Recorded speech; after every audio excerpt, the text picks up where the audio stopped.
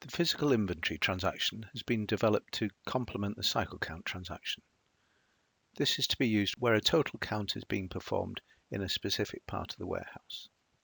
In order to reach it, we hit the inventory button, then the physical inventory button. We scan in the warehouse that we are performing the count in. We enter the previously created cycle count order in LN, and then we just scan in the items as we see them. So I'm saying in location A004, we can count 78 of this. Submit, that performs the count. That was a standard item. If it's an item that's lot controlled or date controlled, then we have to scan in the lot number that we're counting.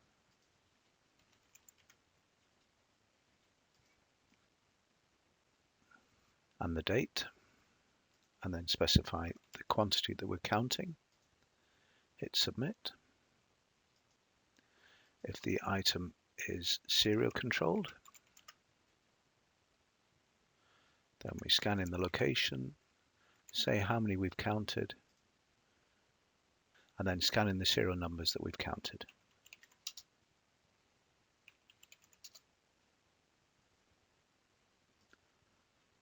If an item is handling unit controlled, then we can scan in the handling unit number, in which case the item number, location and so on are pre-filled, and that we can specify exactly how many are in that handling unit.